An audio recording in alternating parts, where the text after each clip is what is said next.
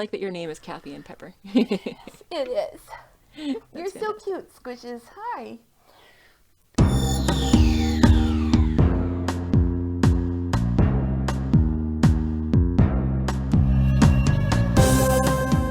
Welcome to Stargatezing, a Stargate gazing podcast. I'm your host, Kathy. And I'm your other host, Mary. And each week we discuss an episode of Stargate, beginning with Stargate SG-1. Hi. Hi. Hello. Hello. Hello. Hello. How's it going? It's Hello. going okay. Fabulous. Yeah. Pepper's in here with me because she's isolating for kitty reasons, kitty health reasons. Apologies if she makes noise. I found something she'll actually enjoy, which are those like lickable treats. Basically like pureed like cat food. It's basically cat soup. Nice. And so that she will consume. She's currently licking the dish and it's moving around the room and scraping along the floor. So sorry if any of that comes through. Well, I don't hear any of it, but I'm hoping maybe we get some pepper snores later. Because that would be great. That would be great. I'm hoping that I sound okay, because I think I've mentioned before that the back half of my recording closet here we use for storage. And so I was getting all my Christmas decorations out, and I managed to like knock down a whole bunch of my soundproofing. And now also because all of the Christmas stuff is no longer in here, there's more empty space than usual. So I hope I'm not too echoey. I'm not hearing anything, so that's good. Okay. Yeah. Well, that is good. It sounds more echoey to me, but I'm also wearing different headphones yet again, so it might have to do with that. Anyway. Ooh, happy 50th episode. Oh, yay for us. That's awesome. Yeah, right? That is awesome and exciting. Happy 50th. How are we celebrating? Thanks. Yeah. I currently am celebrating with a CBD seltzer that I helped to make. Sweet. Mm-hmm. I have procured from you a super duper duper double Citra beer. So I'm going to have that. That one's tasty. I was at Dunkin' Donuts earlier. I went through the drive-thru after I went to the grocery store. And the guy took my order and then he didn't turn his mic off and I could hear him trying to like do calculations or whatever, like put in my order. And he goes, "Oh shit." He just started laughing so hard. He's like, "I didn't say that." Like, it's okay, dude. It really amused me. I'm like, no, it's really okay. I'm jealous of your closeness to Dunkin' Donuts. I wish that I was that close to a place where I could procure coffee for minimal effort. It was very close. But I do have my espresso maker, which is tasty yes. though. Good. So, probably just as well, because then I'd be buying coffee even more often, and I'm trying to cut back on that. Yeah. As I've said. This was my reward for actually buying food. Nice. Do that too. I have not been good about that. And then I Yeah. eat terribly. I've been eating terribly too, because I feel like I'm on vacation, even though I'm not. But most of my semester is done. I have no more actual teaching done. I've submitted final grades for one of my classes, and my other class has a final on Thursday, which is 4 days from now at this point, and that is the only thing I have to do for that class this week. And then that one is also over, so I'm just about done. Yay! Finally. Yay. Yay! I know I've said I'm just about done before, but like now I'm for real, it's just about done. Huzzah! But I can't keep, treating it like it's vacation and just eating and drinking whatever for the next month until classes resume. I suppose. Not to mention, I still do have another job. Yes. Helping to make this tasty seltzer and helping to make some beers. Yay! Ooh, I also got a backlit keyboard finally. Nice. It's very tiny and it was cheap because I really want to buy a nice keyboard, but I can't justify the cost at the moment. That's fair. So I have like this like sort of small size Bluetooth one. Nice. That has some fun colors on it. So, or at least purple. It's all purple right now. Yeah. Thanks. So I can see my keyboard in this hot box. Yeah. Kathy's hot box. Yes. That is nice. My box is cold, but I have my electric blanket and it's turned on, so it's not too awful. Yeah. It is cold in winter and it is hot in summer because this apartment is poorly insulated. I mean, the apartment itself isn't so bad, but like the closets randomly, and this one particular bedroom that this closet comes off of is always colder or hotter also. Well, I mean, I guess you probably don't need to worry too much about the temperature in your closets, generally speaking. It's really annoying though when I go to take my clothes out in the morning of the other closet and all of my clothes are really cold when I put them on though. I'm sorry. You toss them in the dryer. I want to be warm. And it's a walk-in closet too, which I shouldn't be complaining that it's a walk-in closet because it's great that it's a walk-in closet. But then when I'm standing in there trying to decide what to wear and I'm freezing, that also sucks. Yeah. That's fair. You should do what Cher did in Clueless and just have all of your outfits in a computer and you can decide what you want to wear before you get them out of the closet. Wow. I'm not sure I agree with that. That's a level of privilege I can't quite fathom. Wow. But then you wouldn't have to stand in your closet being cold. It's true. That is true. Yeah. Maybe I'll just put on an extra sweatshirt though and continue to stand in the cold closet. Yeah.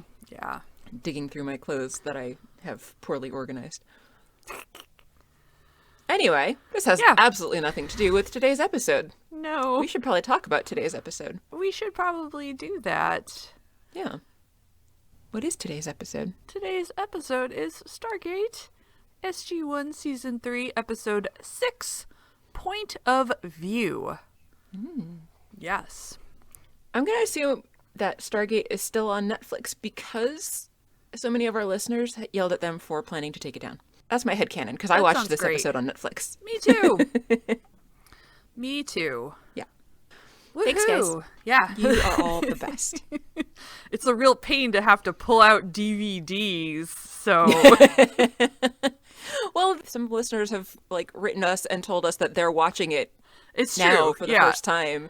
And so that really sucks if they just take it away and then our listeners have no reason to keep listening to us. I guess maybe if they actually just like us, they could anyway, but it wouldn't be the same if they couldn't watch the episodes also.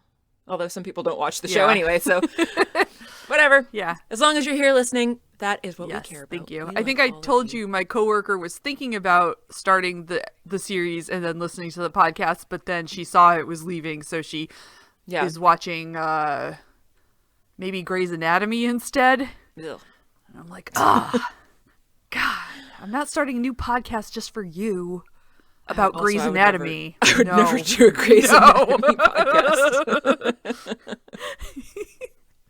I would not find that enjoyable. It's not my cup of tea. No, I watched it for many years, but I enjoyed a few seasons of it, but it often made me angry and upset. So.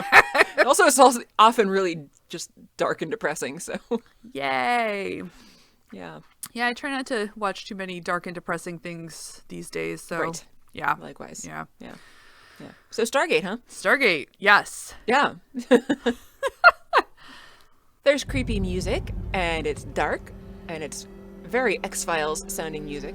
The camera pans around this dark storage room, and there's all different kinds of artifacts in there, various alien artifacts that we are probably supposed to figure were collected on different planets. Suddenly, one of them turns itself on, and it looks pretty familiar. It looks like that mirror that we saw in the episode where Daniel found the parallel universe.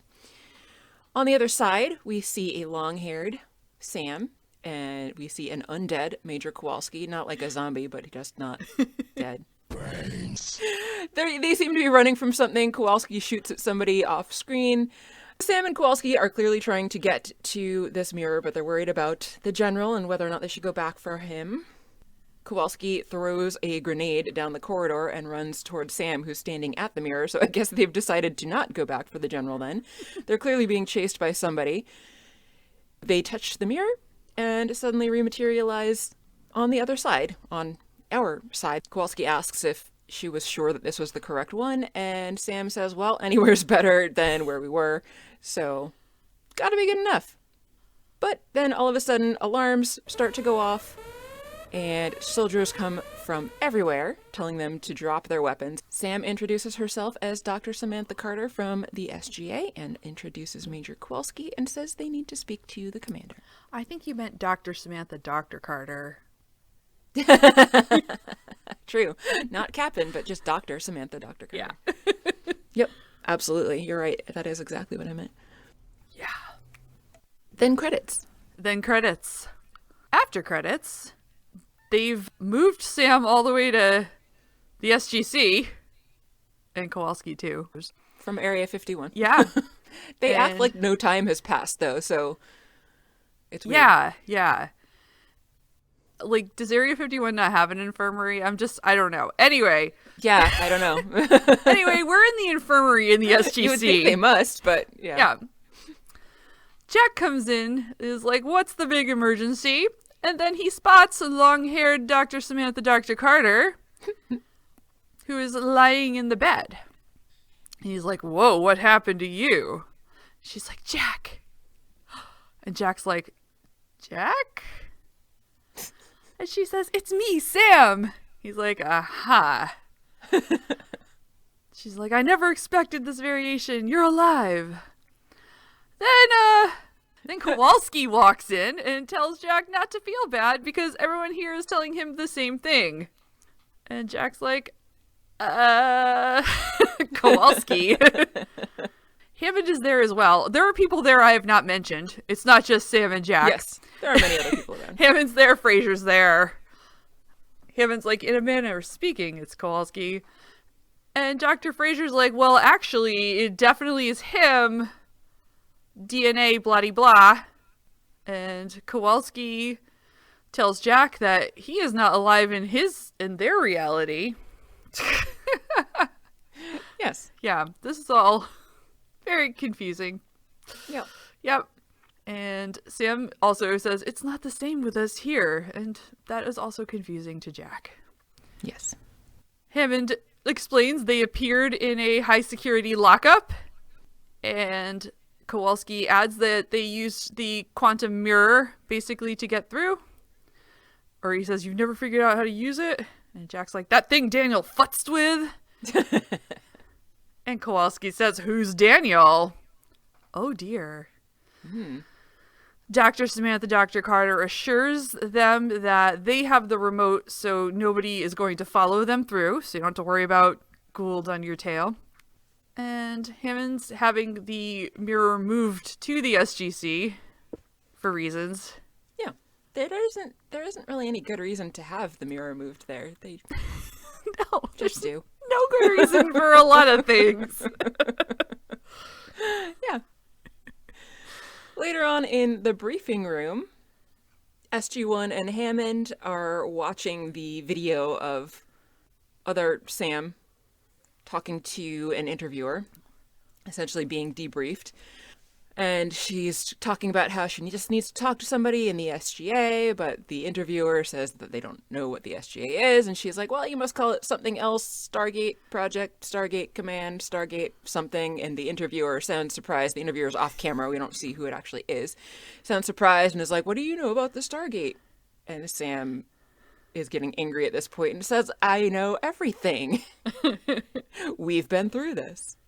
So the interview says they're going to go through it again. So, blah, blah, blah, they continue. Sam describes what the Stargate program is. Hammond turns off the television, and we are no longer watching the interview. Did you like how that flipping that remote turned the lights on and off, too, at the same time it started the projector or the monitor? Yeah. I was like, that is a powerful remote. Well done. Right? Wow, yeah. So Major Dr. Samantha, Dr. Carter, is looking confused and surprised and saying that it's really just too weird. O'Neill says, yeah, what about that hair? But I actually like her short hair way better than the long hair. Same. Anyway, and especially in this season, I think her hair looks extra nice.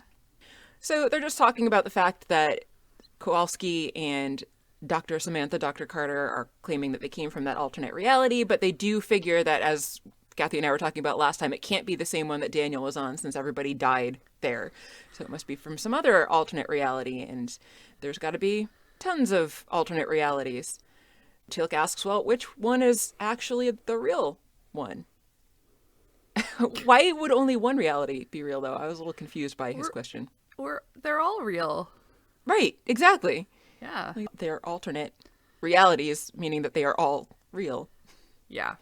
So Hammond's like, well, she explains it. So he turns the TV back on, and alternate Sam, does go to explain that there's, according to quantum theory, the possibility for infinite universes and divergences happening every time that a choice is made, like forks in the road and blah, blah, blah. Hammond turns the TV off again, and Major Carter says she's right. And Jack teases her for agreeing with herself. Daniel clarifies, though, that no, Major Carter just agreed with Dr. Carter. They are not the same person, and the other Dr. Carter never joined the military. Jack's like, all right, so it's possible there's an alternate version of myself out there that actually understands what you're talking about. It's not really that confusing, though. There are alternate realities. I didn't know why Jack was continuing to be so confused. He just likes to play the part. Yeah. Confused man. Yeah. Fair. Hammond says that Dr. Carter and Kawalsky want to be debriefed, so they're brought in. Kawalsky gets very angry to see Teal'c sitting there. And I was wondering, like, what right does he have to be angry at who they have in their base on their team when this is not Kowalski's reality, so he has no say here. Right. Yeah, I get that Teal'c is still a bad guy on the planet that he came from, but yeah, like, you know, obviously that's not the case here. Daniel introduces himself because they don't know who he is, and they tell Dr. Carter and Kowalski that no, this Teal'c is cool and he's part of their team. And Dr. Sam, not Major Sam, compliments Major Sam's hair. And our Sam is like, yeah, Air Force. Dr. Carter says, I can't imagine I'd go in the military. And she's sounding really judgy, but then Major Carter says, wow, I can't imagine not going in the military, sounding equally judgy. It's a weird scene. Yeah. The two from the alternate planet sit down and they continue their conversation. Hammond tells them a little bit about Daniel's experience on the alternate planet that he went to, and that they are at least somewhat familiar with the quantum mirror because of that. Apparently, they found their quantum mirror on the same alternate version of the planet that our SG-1 found their version on. They continue to talk about some other differences, like Daniel's participation and Teal'c's change of heart and Sam joining the military. And so Dr. Samantha from the other planet gets all indignant. You think that you being in the Air Force would have made that big of a difference in our people dying? And Major Carter is like, well, no, I just think maybe it contributed. So they're bickering, as Kathy and I love when people bicker in situations like this. So yep. Jack tells the Sams to stop bickering, essentially, and says that we're all in this reality together. They just need to figure out what to do from here with these two new people. Dr. Carter says that the beta site was instructed to bury the Stargate, so there's no way that they can get there, so they want to stay here. And Kowalski seconds that. And that is if they are wanted. There is a long silence. Everyone looks around the table like, what do we do now? Then they debate briefly whether or not this should be a possibility. But Jack's a little bit skeptical because he says for all they know, this Dr. Samantha could be Major Samantha's evil twin. Maybe they shouldn't be too quick to trust these people, even though they look like people that they would trust. And Hammond's like, well, I'm going to speak with my superiors and let them decide. For now, you're going to be assigned to temporary accommodation. So they take them to some quarters. A3. Somewhere. A3, yes. Major Carter follows Dr. Carter out into the hallway for a chat. She tells Dr. Carter that she did not mean to offend her. Yeah, this is getting confusing to me.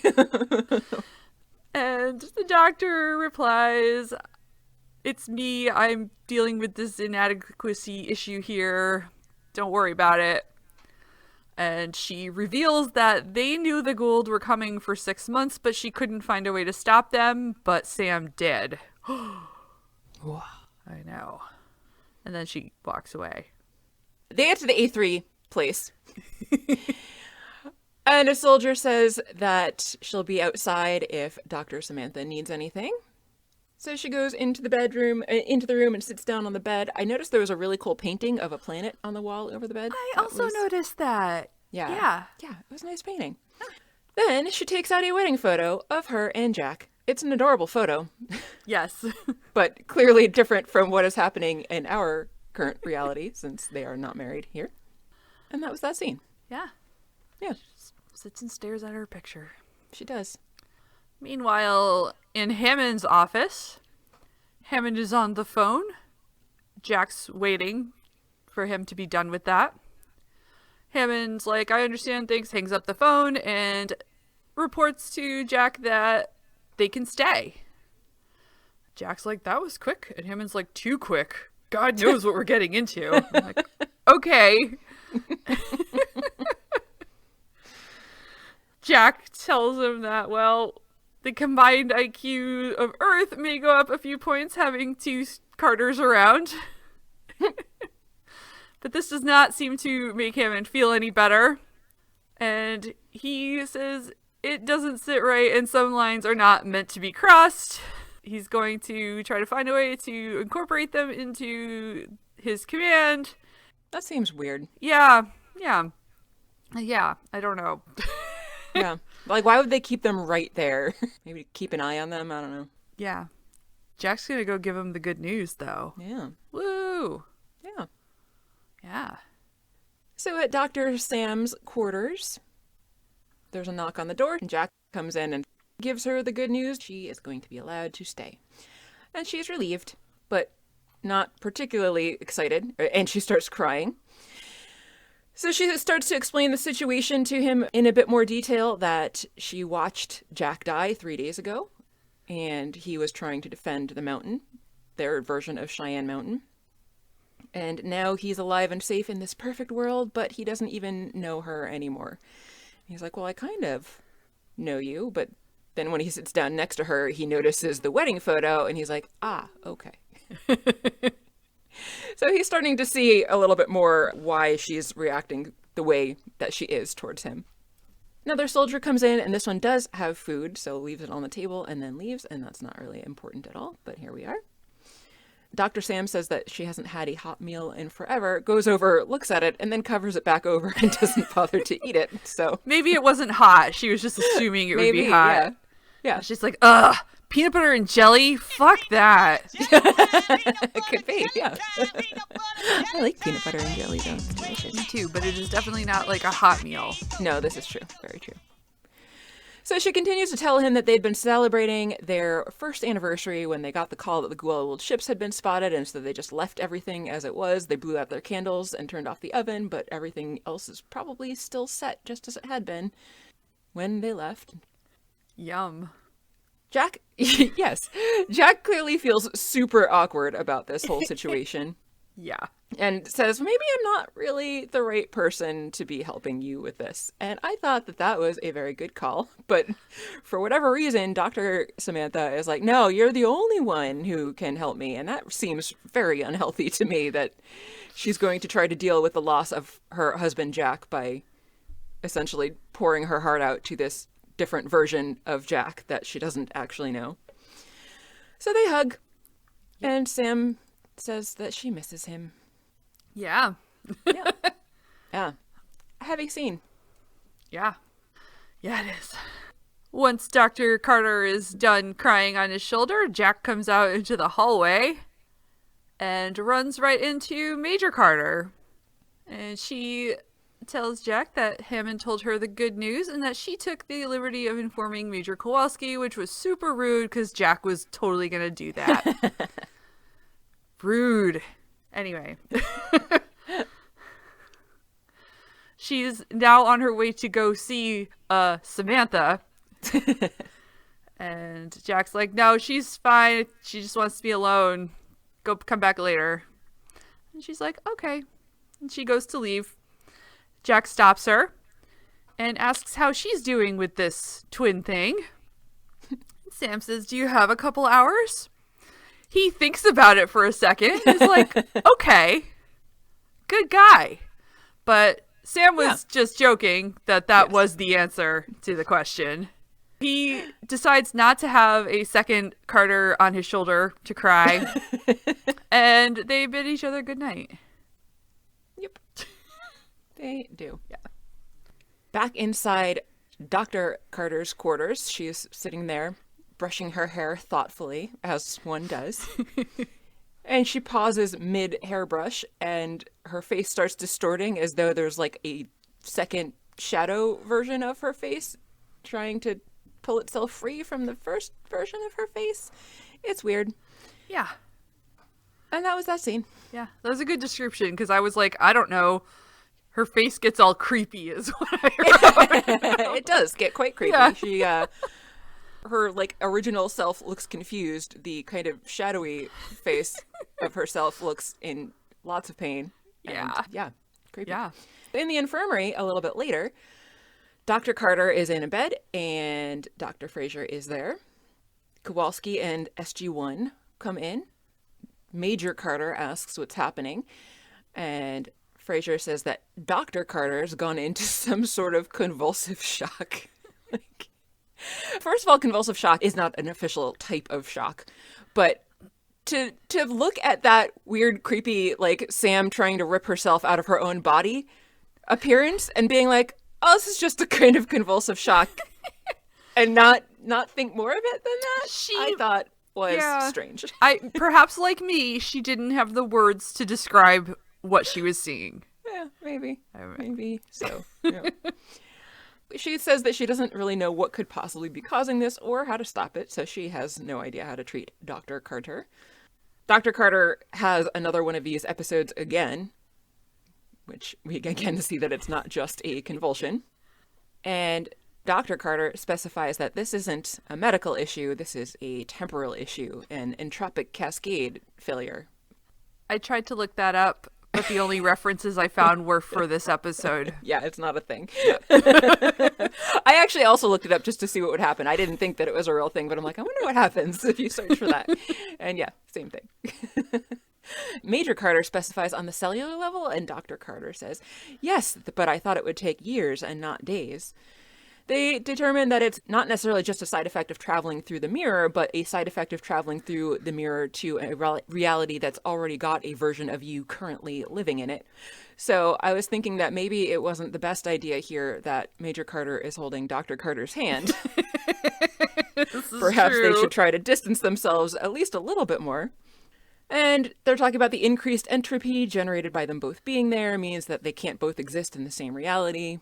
This had all been theoretical until now. So Dr. Fraiser says, well, how do I treat this? And Dr. Carter says, well, you can't. And Major Carter specifies that the more time that passes, the worse it's going to get. And Dr. Carter says that she's going to die if nothing is done. Jack doesn't like that as an alternative. But Major Carter's like, well, no, she's right. Jack tries to cut her off, though, because he still does not like that as an answer.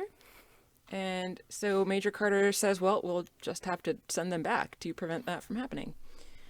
But then Kowalski doesn't like that plan, because if they are returned to their own planet, then the Goa'uld are going to kill both of them. Fun! Yeah. Yep. Yeah. In the conference room, they're talking about the situation. Daniel is in the middle of saying that in the grand scheme of things, for some reason, they owe these pals from the parallels. And they need to save Dr. Samantha by saving their whole planet. Yeah. That's a lot. Yes. Yeah, I don't know why they owe them. I mean, other than like a fellow humanity kind of way. Yeah. I don't know. Hammond's like, so how do we do that? Their own resources could not defend against the Goa'uld. And Daniel's like, how about we use our resources? Sam's like, what do we have that they don't? And Daniel's like, our fate. And he elaborates, though, that he's specifically talking about how they made contact with the Asgard. So maybe there's an Asgard in this parallel world, and maybe if they contact those Asgard, they'll be able to help these humans of Earth. This seems like a long shot to me. Yeah. Yeah. What if the alternate Asgard were evil? You never know. They might have had goatees. We don't know. We don't. It's very true. I don't see them. We do see other people later with goatees in a Yes. mirror universe Trek now. Exactly. So Daniel, says, well, we've still got the dialing program to get to the Asgard homeworld. And Sam's like, we could put it on a removable hard drive. But the problem is that they had that one-time use only generator that Superbrain Jack put together, and they haven't been able to get it to work since. But Teal'c says, assuming that they can make all this work, how do we get Dr. Carter to the Stargate through all the gold who are there? And Kowalski's like, that's where I come in. Can I join this briefing? Woo! So he gets to sit down. Kowalski's like, I will get her to the Stargate, and I'm not going to let her go alone. She's my best friend's wife. Jack kind of winces when he says that. Yes. Since nobody else knew that information. Yep. Yeah. And he exchanges a look with their version of Carter also. Yes. Because she seems a bit surprised to be learning this. Yes. Jack says that you'll need someone to hook up the generator, and Sam chimes in that they will also... Our Sam. So many Sams. Too many Sams. Someone will need to download the dialing program. And Teal'c's like, you need me. And Kowalski's like, now we're good. But Daniel thinks Teal'c could be used to their advantage somehow because there's the other Teal'c. Jack says, quite the military mind, Daniel Jackson, in a Teal'c affectation, which was silly. So that's why I put that in there. Yes. Yes. Major Sam reminds them that Teal'c and Sam cannot go because of the same damn thing they're trying to save the other Carter from. And Teal'c's like, well, the first 40 hours she was fine, and if we aren't able to do it in that time, it's probably because we're dead. It's a good point. And Hammond's like, okay, cool. Yeah. I have no objections. What the actual fuck? How does something like this mission get approved? Is my question. That is a valid question. I mean, they didn't want to, commit troops to saving SG-1, but maybe Hammond just doesn't ask anybody else about this. I don't know. Yeah. Anyway. Yeah. It's weird. Yeah. It's very Hammond weird. also then orders the quantum mirror destroyed when they get back, which I feel like is an extreme thing for them to do. Yeah. Maybe just put it under someplace that's more security. Motion keep sensors? it there on the base. I don't know. Under guard. Yeah. Yeah, so Sam's gonna start working on the generator, and they're gonna get the dialing program downloaded, and off to the nerd lab. Sam's nerd lab. Yes. Did you notice at the end of this scene that Jack's like, okay, Carter, download the program to the removable whatever it is. Hard drive? Does he not know what a hard drive is? Yeah. He's just playing his little game. His little dumb Jack game. He can't be as dumb as he pretends to be. No. We've seen that he's not that dumb. No. In Sam's nerd lab, Dr. Carter is talking about how incredible it is that the Asgard could design anything that would give the gate the extra juice like they are currently working on. And she says that they sound just like the little green men that they've been looking for on her planet. Jack specifies, well, they're gray, actually. Roswell gray, to be exact. They're taking apart another staff weapon, and Major Carter is talking about how she had trouble figuring out how to make it work the first time, let alone making it work again. But she's not the one that made it work the first time, though. Yeah. That seemed weird to me. So anyway, they're sciencing and trying to figure out how to make this thing work. Dr. Carter and Major Carter are nerding together. Jack cuts them off and says, are you Carters going to be able to figure this out? And in unison, they say, we'll figure it out. And then Major Carter asks, we have to figure it out. Because now Dr. Carter is having another one of her weird entropic cascade failure things. Yeah. And it's disturbing. Oh dear. Oh dear. Then we see Daniel and Kowalski hanging out by the mirror. Well, Kowalski explains to Daniel how to work the remote. I don't really understand how it works, but okay. You dial the thingy. You dial the There's thingy, a dial and on you it. just literally a dial on it that you turn. It seems very weird and inaccurate. Yeah, and so you just have to like figure out how to find what you're looking for in the mirror. Yep. Trial and error. Yeah. Convenient. Kowalski also tells him that as long as you don't turn the mirror off, it will always be connected to the same reality, which means that when they turn it back on, they're going to need to find their own reality again before they can go through. So They probably shouldn't have turned it off then. Yeah. I don't know. I guess if they had left it on, though, couldn't the Jaffa who were after them just touched it and gone through? Yeah, that's true. Kowalski then turns the remote on to try to show Daniel what he's talking about, how to do it. The first reality that comes up, he recognizes is not his reality because there's no grenade damage. Daniel's like, we need to find a reality that's just right. And Daniel. I'm sorry, only Charest calls him Danielle. Danielle. You're not that friendly with him, Kathy. No. You're not allowed. No. So Daniel starts futzing with the remote, and we got another reality. For some reason, Kowalski's like, you turned it the wrong way. And then they switch it again, and then there's some Jaffas. Kowalski's like, change the channel. Daniel switches it again, and then they keep trying and trying. O'Neill comes in while they're doing this and asks Daniel if he understands how to use the thing. Daniel's like, yeah, sure. Then the Carters come in to announce that they have fixed the power generator. Of course they did. Woo, super fast. Of course. Yeah. Because all they needed was the ratio of the decay rate of Naquita relative to the energy output. Yeah. Yeah. Major Carter learned to calculate when she learned about their new Naquita generator. So that Convenient was timing. convenient, yeah. Yeah. They flip it on to show it works.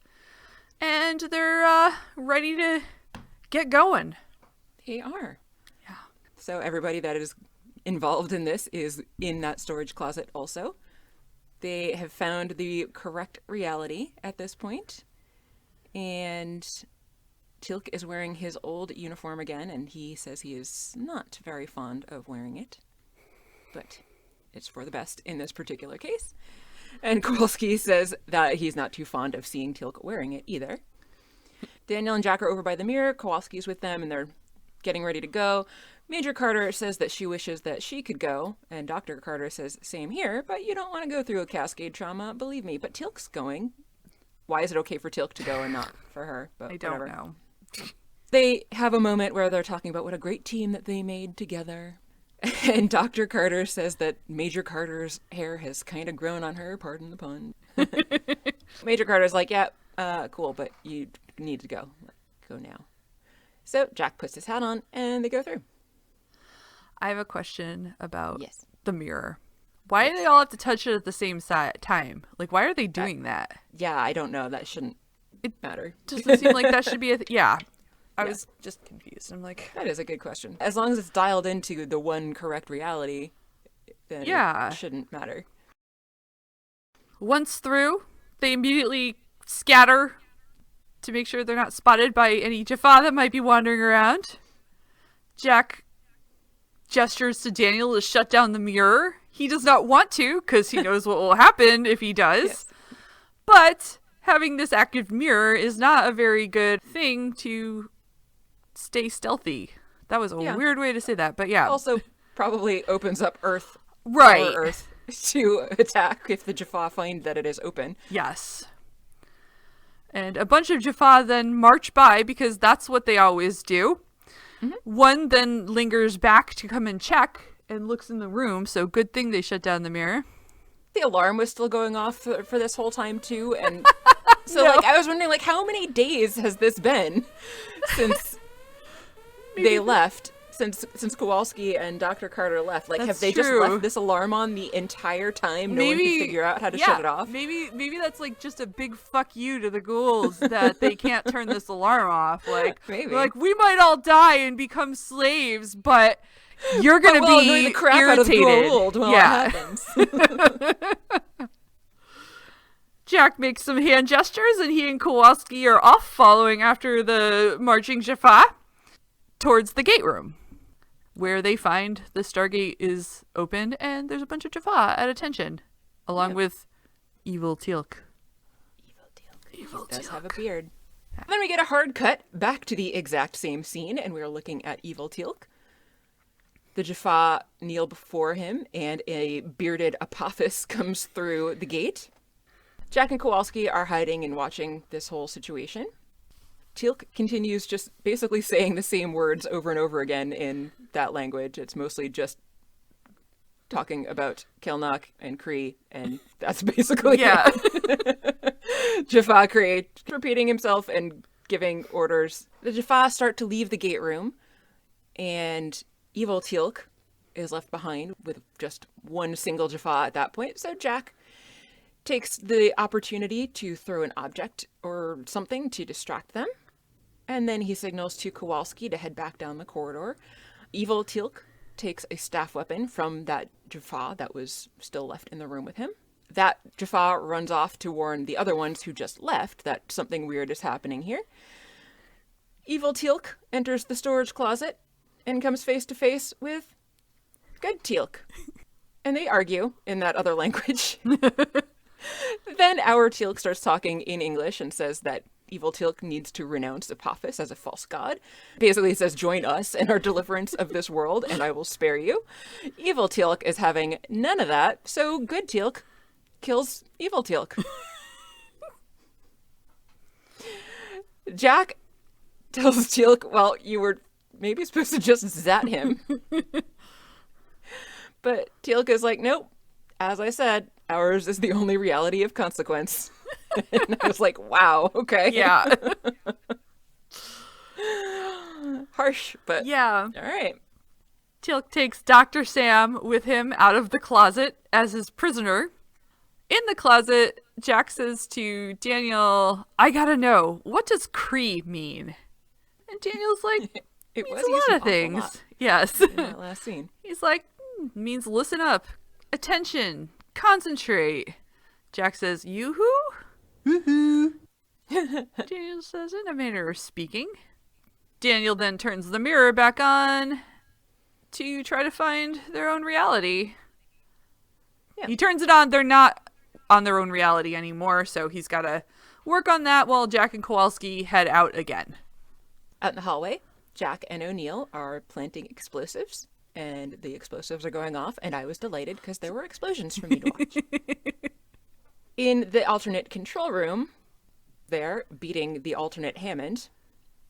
He's not looking like he's in very good shape. He's very bloody and has some, like, bolts and bondage equipment attached to him, essentially. They're trying to question him about where the leaders have gone, so they basically want to know where the beta site is. Teal'c, the only Teal'c remaining at this point, our Teal'c, comes in with Dr. Carter as his prisoner. And he is posed as Evil Teal'c. He has a fake goatee on, so Apophis doesn't know who he is. He says that he captured Dr. Carter trying to escape. Evil Apophis. Both Apophises are evil. But alternate Apophis says that they're trying to get the beta site glyphs out of Hammond, so if they can't get it out of him, then they're going to get it out of Dr. Carter instead. And I was wondering, why not put a hagfish in Hammond? That would just be way easier to get the information that they wanted, and then also have a new Goa'uld. Yeah. I don't know. Yeah. Maybe he didn't bring any hagfish with him. Could be, but I would think that, like, they could just I take suppose one. the Jaffa all just have take them. Yeah, I was going to say. Just pick a random Jaffa and take one. Yeah. Even if it's not fully mature, it would at least accomplish what they wanted. Yeah. Yeah. Apophis leaves. Teal'c says that he's going to take care of these two, indicating Hammond and Dr. Carter, and tells the other Jaffa that are still in there to go scurry off and attend to Apophis.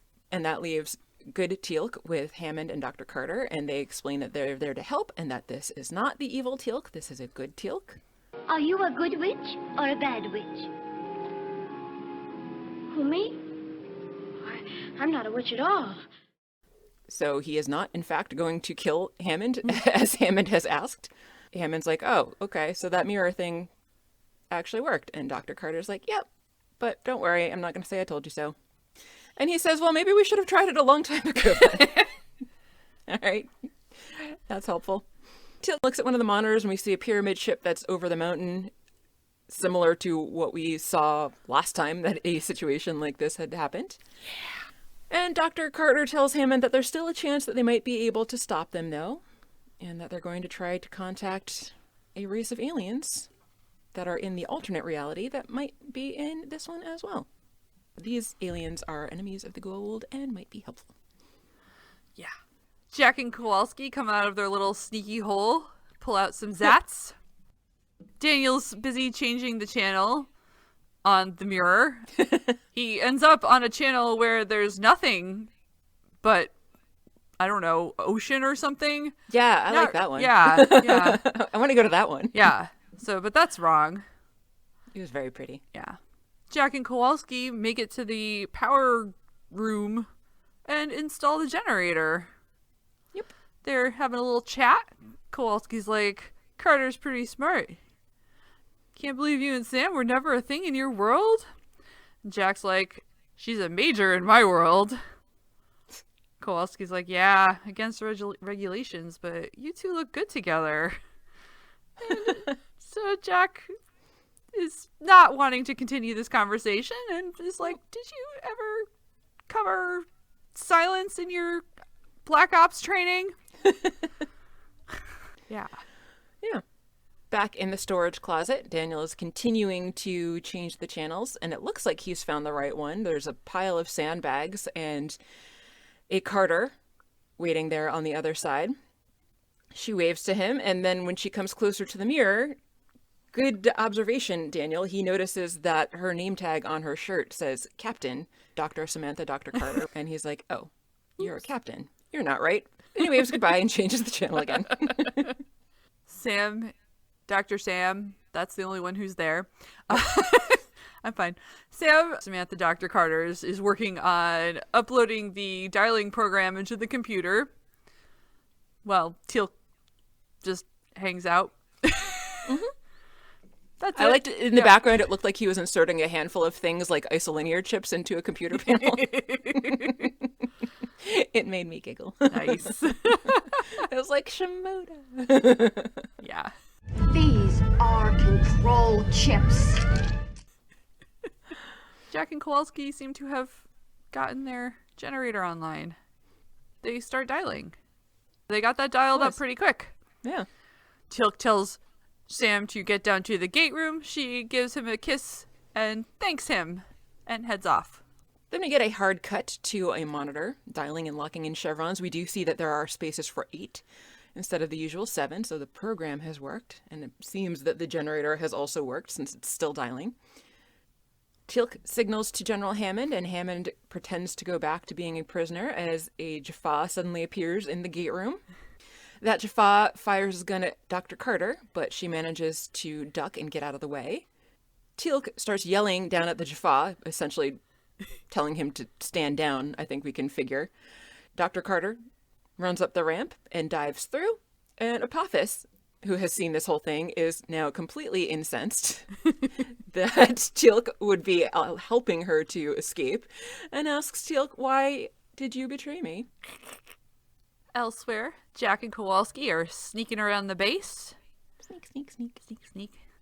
They make it back to the storage room, but when they enter, it's not Daniel playing with channels, but a whole group of Jaffa surrounding Daniel with their staff weapons aimed at Jack and Kowalski. Oops. Daniel's on his knees in the middle, clearly prisoner. The Jaffa tells him to lower their weapons or Daniel dies. They pause for a moment, and then Jack's like, yeah, we should do that. So they put down their guns. Yeah. Yeah. That's a good idea. Back in the control room, they bring Daniel in, and Apophis asks, Jack who he is. He says that he saw his first prime kill the version of Jack that had initially been on this planet. And Jack's like, I'm feeling much better, thank you. Apophis turns to Teal'c and just like, all right, well then who are you? And what is happening here? What magic is this? And Daniel says, you should know better than anyone. There is no such thing as magic. Apophis gives some command, and one of the Jaffa prepares to zat Hammond. He's got his zat gun pointed at Hammond. And Apophis says he's going to ask one more time, what is happening here? How can they come back from the dead without a sarcophagus? And when nobody answers, the Jaffa shoots Hammond, who collapses unconscious on the floor. Apophis again insists on an answer. They again refuse to answer, so they shoot the other Hammond a second time. And I was wondering what the statute of limitations is on this. We've wondered about that before, but Hammond is now dead. Yeah. Yeah. Yeah. So that's sad. Agreed. Apophis wants to know where they came from, and Daniel's like, well, an alternate reality. And Jack's like, one in which you're dead, by the way. But probably not really. But it's okay. Apophis signals to the Jaffa, who now shoots Daniel, and Daniel falls down to the floor, and Jack is pissed, as is Kowalski. They're helping Daniel back up because apparently he's coming around already. Yep. Because people only stay unconscious for exactly as long as the plot says that they need to. A Jaffa rushes in and talks to Apophis and points to a monitor that is showing a radar image of a large blip approaching them. Apophis is not happy to see this. So the Jaffa leaves. The Stargate is dialing in the background.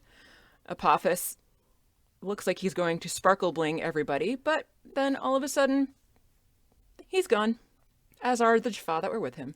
They have disappeared in a flash of light. So Jack's like, all right, I'm guessing that our friends are here. The Stargate suddenly opens, and I wanted to know who it was that was actually like doing the dialing. I was wondering that too. Yeah. Like we heard it dialing before. Yeah. And it suddenly opened, but like, why? I initially had assumed it was opening from the other direction and Sam would come through. But Yeah, so did I. But the Jaffa are leaving. Yeah. Through it. So, Somebody up there decided to escape. Right. Yeah, exactly. All the Jaffa are running to the gate that is now open. One of them drops his staff weapon on the ground and like trips over it, and we get a close-up of this. And I was wondering if it was supposed to be significant, like Chekhov's staff weapon, but it doesn't seem to ever come back after this. No. So whatever. And we get a close-up of a keyboard that is covered in bullet casings, and everything is shaking. And then Hammond's body disappears, and Teal'c figures that the other Carter must have been successful. Gotta love those guys. Yeah. Speaking of Dr. Carter, she's suddenly there in a burst of light, and she looks delighted to have just met the Asgard. She's like, I'm at the Asgard. And Jack's like, yeah, we figured.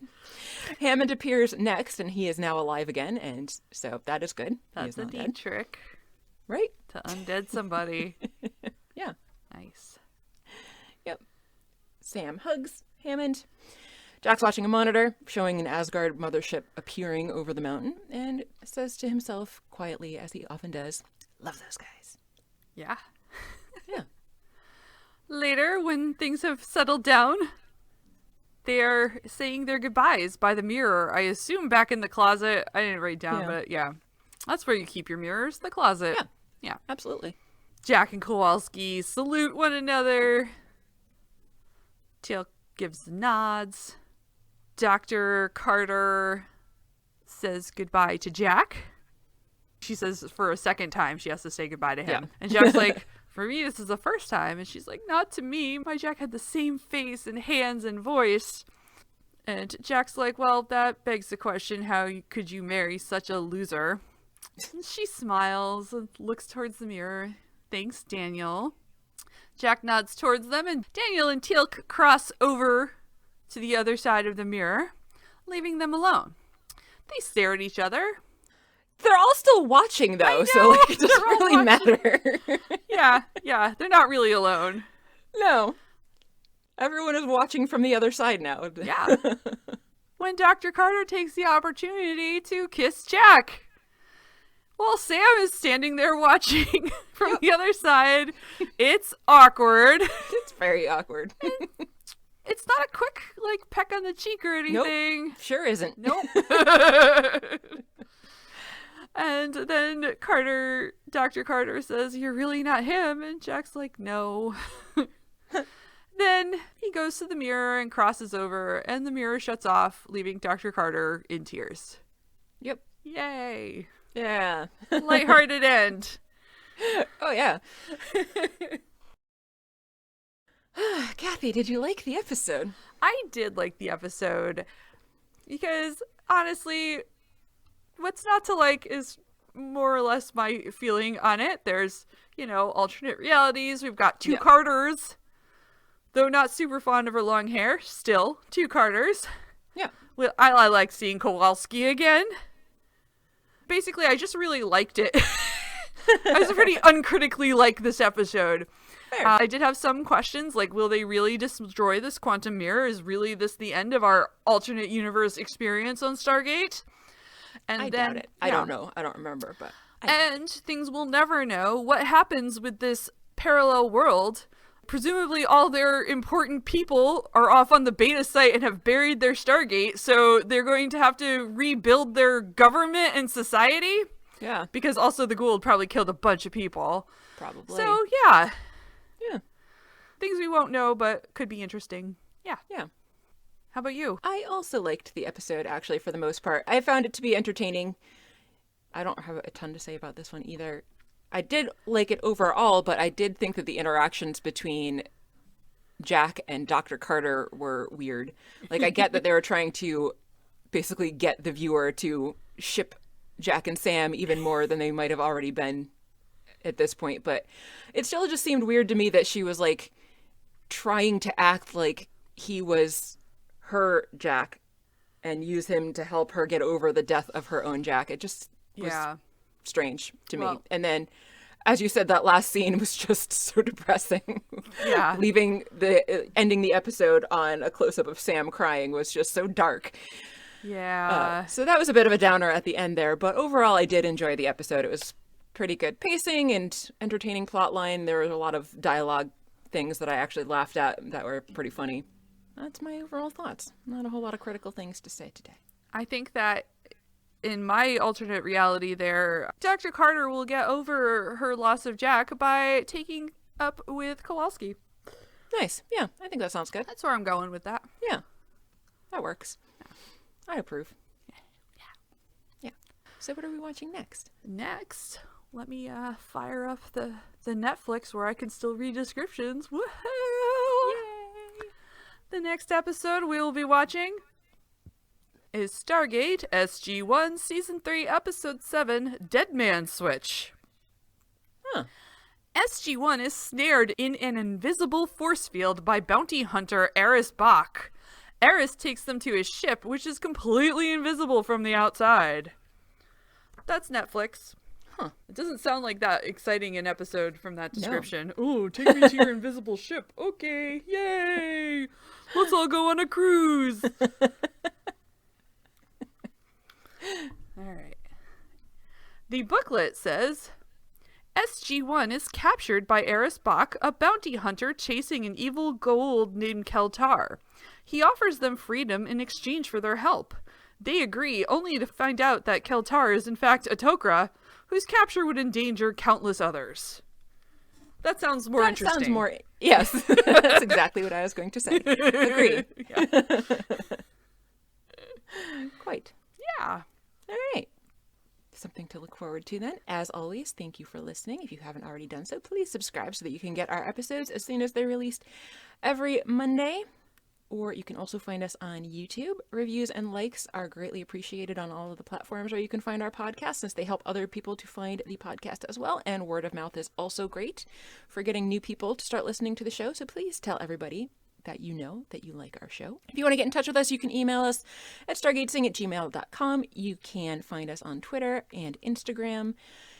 You can also visit our website, stargatezing.space. And if you're feeling generous, you can go over to patreon.com/stargatezing to help support the show and also get a whole bunch of donor-only content. I'm Mary. I'm Kathy. And you've been listening to Stargatezing. The end.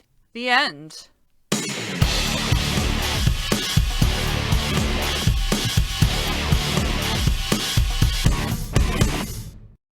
We didn't get any kitty snores today. She was snoring, but not super loudly. She's also in the cat tree, so it's muffling her. Yeah. Yeah, she doesn't like to come in the box, though. She's afraid of it, I think. I think she's afraid of the chair, honestly.